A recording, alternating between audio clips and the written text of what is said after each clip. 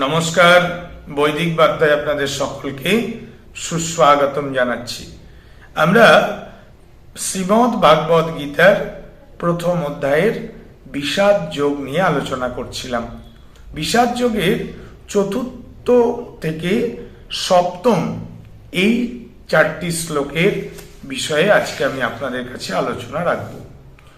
অত্রৌ সুরা মহাশিষা ভীমার্জুন সমায়ুধি যুযুধান বিরাটশ্চ দ্রুপদশ্চ মহারথ দৃষ্ট কেতু চেকিতানা কাশীরাজস্য বীর্যবান পুরুজিত কুন্তি ভোজশ্চ শৈবশ্চ নরপুঙ্গব যুধামনুশ্চ বিক্রান্ত উত্তমৌর্যাশ্চ বীর্যবান সৌভদ্রা দ্রৌপদেয়শ্চ সর্বৈব মহারথা।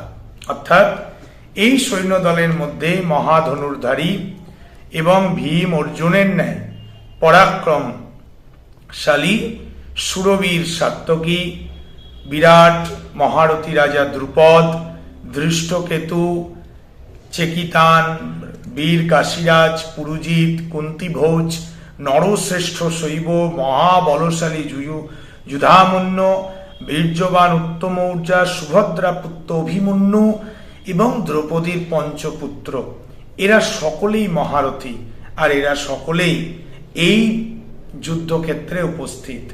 আমরা যারা এখানে আমরা যাদেরকে পেলাম, তারা বিশেষভাবে ভীম অর্জুন মানে এখানে ভীম এবং অর্জুন যে দুজনাই শক্তিশালী, এই অর্থে এখানে যুধি যুক্ত হয়েছে।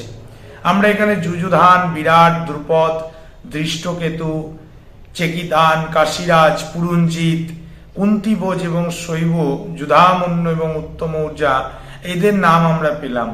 মূলত অর্জুনের শিষ্য সাত্যকীর অপর নামই হল যুযুধান। তিনি যাদব বংশের রাজা সৌনকের পৌত্র। যুযুধান ভগবান শ্রীকৃষ্ণের পরম অনুগত এবং অত্যন্ত বলবান এবং মহারথী ছিলেন। ইনি মহাভারতের যুদ্ধে প্রাণ ত্যাগ করেননি। যাদবদের মধ্যে অন্তর্দ্বন্দ্বে মারা গিয়েছিলেন। যুযুধান নামে আরো একজন যাদব বংশীয় যোদ্ধা ছিলেন, এরকম আমরা পেয়ে থাকি। বিরাট ছিলেন মৎস্য দেশের ধার্মিক রাজা। পাণ্ডবগণ 1 বৎসর এর কাছে অজ্ঞাতবাস ছিলেন। এর কন্যা উত্তরার সঙ্গে অর্জুন পুত্র অভিমন্যুর বিবাহ হয়। তিনি মহাভারতের যুদ্ধে উত্তর, শ্বেত ও শঙ্খ নামক 3টি পুত্র সহ নিহত হয়েছিলেন। দ্রুপদ ছিলেন পাঞ্চাল দেশের রাজা পৃষ্যতের পুত্র। রাজা পৃষ্যত এবং ভরদ্বাজ মুনি পরস্পরের মিত্র ছিলেন। দ্রুপদ বালক অবস্থায় ভরদ্বাজ মুনির আশ্রমে ছিলেন, তাই ভরদ্বাজ মুনির পুত্র দ্রোণের সঙ্গে তার বন্ধুত্ব হয়েছিল। রাজা পৃষ্যত পরলোক গমন করলে দ্রুপদ রাজা হন। একদিন দ্রোণ রাজা দ্রুপদের কাছে গিয়ে তাকে বন্ধু সম্বোধন বলে সম্বন্ধ করায় দ্রুপদ এটা অত্যন্ত খারাপ লাগে।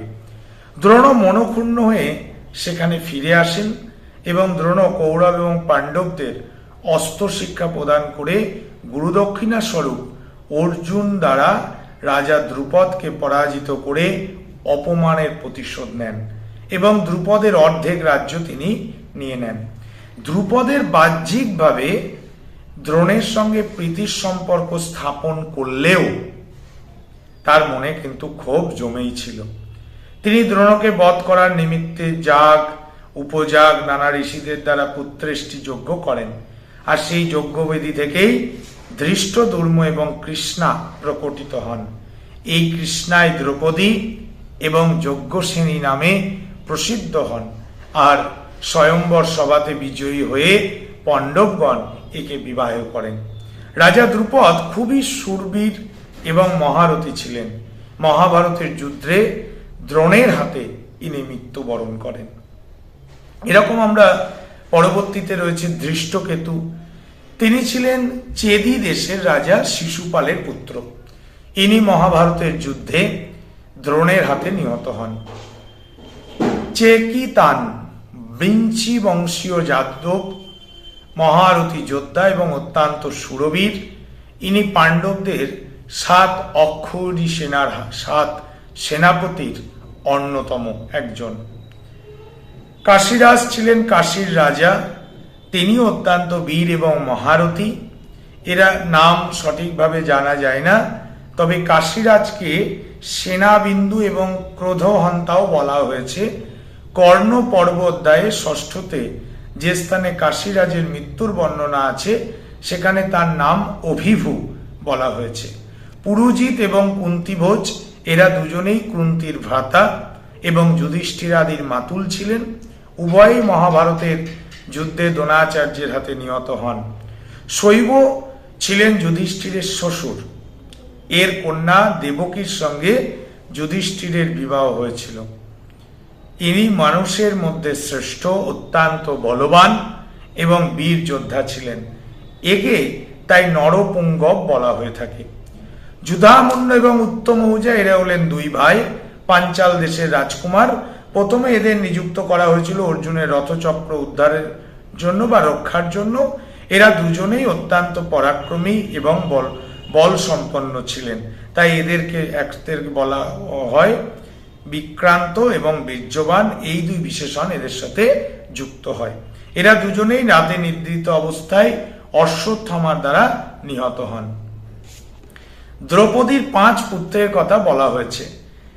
প্রতিবিম্ব, সুতোসোম, শ্রুতকর্মা, শতানিক এবং শ্রুতসেন, এই 5 জন ক্রমশ যুধিষ্ঠির, ভীম, অর্জুন, নকুল এবং সহদেবের ঔরসে দ্রৌপদীর গর্ভে এরা জন্মগ্রহণ করেছিলেন।